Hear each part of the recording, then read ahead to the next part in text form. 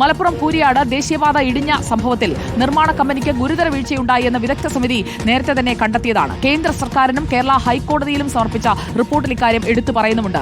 മുബഷിർ അക്ബർ നമുക്കൊപ്പം ചേരുന്നു. Good evening Mubashir Akbar. കൂരിയാട്ട് നിർമ്മാണ കമ്പനിക്ക് വീഴ്ച വന്നിരിക്കുന്നു.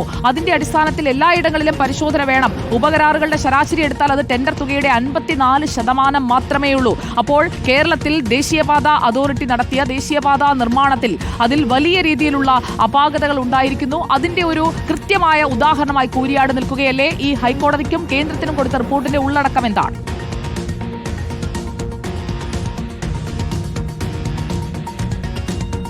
Good evening Sujaya Parvathy. തീർച്ചയായും അത്തരം വിഷയങ്ങളിലേക്ക് തന്നെയാണ് ഇക്കാര്യങ്ങൾ എത്തിച്ചേരുന്നത്. നേരത്തെ KC വേണുഗോപാൽ MPയുടെ നേതൃത്വത്തിലുള്ള സംഘം ആ ഒരു മേഖല സന്ദർശിച്ചതിനു ശേഷം തന്നെ വിശദമായ റിപ്പോർട്ട് ഇതുമായി ബന്ധപ്പെട്ട് തയ്യാറാക്കും, അത് സമർപ്പിക്കുമെന്ന് പറഞ്ഞിരുന്നു. അതാണിപ്പോൾ പുറത്തു വന്നിരിക്കുന്നത്.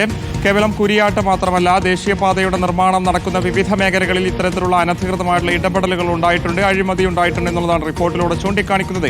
കുരിയാട്ട് സംഭവവുമായി ബന്ധപ്പെട്ട് നമ്മളത് എടുത്തു നോക്കുമ്പോൾ നമുക്ക് നേരത്തെ തന്നെ അത്തരം വിഷയങ്ങളൊക്കെ തന്നെ ചർച്ച ചെയ്യപ്പെട്ടതാണ്. അവിടെ മേൽപ്പാലം വേണമെന്ന് അവിടെയുള്ള പ്രാഥമിക പരിസ്ഥിതി പരിശോധന നടന്ന സമയത്ത് തന്നെ നാട്ടുകാർ ചൂണ്ടിക്കാണിച്ചായിരുന്നു. നേരത്തെ അവിടെ സാധാരണഗതിയിലുള്ളൊരു പാത പോയ സമയത്ത് തന്നെ അവിടെ ഒരു പാലമുണ്ടായിരുന്നു. ചെറിയ നീർത്തോടുകളൊക്കെ തന്നെ കടലുണ്ടിപ്പുഴയിലേക്ക് ചേരണമെങ്കിൽ അവിടെ പാലം അനിവാര്യമാണ്, അല്ലെങ്കിൽ മണ്ണിടിച്ചിലുണ്ടാകാനുള്ള സാധ്യതയുണ്ടെന്ന് നാട്ടുകാർ ചൂണ്ടിക്കാണിച്ചത്. പക്ഷേ ആ നിർദ്ദേശങ്ങളൊക്കെ തന്നെ അട്ടിമറിച്ചുകൊണ്ടായിരുന്നു അവിടെ അത്തരം പാത നിർമ്മിക്കാൻ ഈ കരാർ കമ്പനി ഏറ്റെടുത്തിരുന്ന നിർമ്മാണം നടത്തിയിരുന്നത്. നിർമ്മാണം മുന്നോട്ട് പോകുന്നതിനിടയിലായിരുന്നു കുരിയാട്ടെ റോഡ് അപ്രതീക്ഷിതമായിട്ട് ഇടിഞ്ഞു വീഴുന്നത്. സർവീസ് റോഡിലേക്ക് ഇടിഞ്ഞു വീണതും തലനാരിഴക്ക് വാഹനത്തിലുണ്ടായിരുന്ന യാത്രക്കാർക്ക് തന്നെ രക്ഷപ്പെട്ട സംഭവം നമ്മളത് കണ്ടതാണ്, റിപ്പോർട്ട് ചെയ്തതാണ്. അപ്പോൾ സ്വാഭാവികമായിട്ടും അത്തരത്തിലുള്ള നാട്ടുകാരുടെ നിർദ്ദേശങ്ങളൊക്കെ തന്നെ മറികടന്നുകൊണ്ടുള്ള ഒരു നിർമ്മാണ പ്രവൃത്തി അവിടെ നടന്നു എന്ന് വേണം ഈ റിപ്പോർട്ടിലൂടെ ഇപ്പോൾ മനസ്സിലാക്കാൻ. അത് കൃത്യമായിട്ടും KC വേണുഗോപാൽ അടിവരയിട്ട് പറയുന്നു. ആ ഒരു മേഖലയിലെത്തി അദ്ദേഹം മാധ്യമ അന്ന് തന്നെ സംസാരിച്ച സമയത്ത് കൃത്യമായിട്ട് പറഞ്ഞതായിരുന്നു, ഇവിടെ അതായത് തലപ്പാറയിലും അതോടൊപ്പം തന്നെ മറ്റു പാലപ്പെട്ടി പോലെ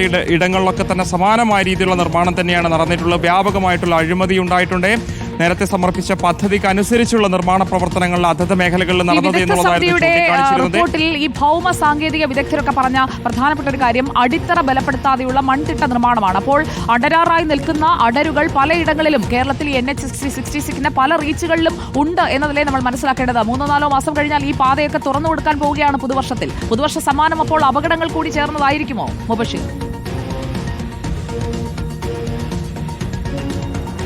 തീർച്ചയായും അങ്ങനെ തന്നെ നാട്ടുകാർ നേരത്തെ തന്നെ ആ ഒരു വിമർശനം ഉന്നയിച്ചതാണ് സുജയ പാർവതി. കുരിയാട്ട് മാത്രമല്ല, തൊട്ടപ്പുറത്തുള്ള തലപ്പാറയിലും അതോടൊപ്പം തന്നെ കുളപ്പുറത്ത് ഉൾപ്പെടെ റോഡിൽ വിള്ളൽ രൂപപ്പെട്ട് നമ്മൾ കണ്ടതായിരുന്നു. അശാസ്ത്രീയമായ നിർമ്മാണം നാട്ടുകാർ പറഞ്ഞതാണ്. പലയിടങ്ങളിലേക്കും ഓവുചാൽ നിർമ്മാണത്തിൽ ഉൾപ്പെടെ അശാസ്ത്രീയത നിലനിൽക്കുന്നുണ്ടെന്ന് അവർ ചൂണ്ടിക്കാണിച്ചതായിരുന്നു. കുരിയാട്ടേക്ക് എത്തുന്ന ഘട്ടത്തിലും സമാനമായ രീതിയിൽ നീർച്ചാലുകൾ ഒഴുകാൻ പാകത്തിലുള്ളൊരു നിർമ്മാണ പ്രവൃത്തിയല്ല അവിടെ നടന്നിട്ടുള്ളത്. മണ്ണിടിയാനുള്ള സാധ്യതയുണ്ടെന്ന് ചൂണ്ടിക്കാണിച്ചായിരുന്നു. പക്ഷേ അത് അധികൃതർ വകവച്ചില്ല. കരാർ കമ്പനി അത് പരിഗണിക്കാത്തതുകൊണ്ടാണ് അപകടമുണ്ടായതെന്നുള്ളതായിരുന്നു പിന്നീട് അവിടെ വിദഗ്ധ സംഘം പരിശോധന നടത്തിയ ശേഷവും പറഞ്ഞിരുന്നത്.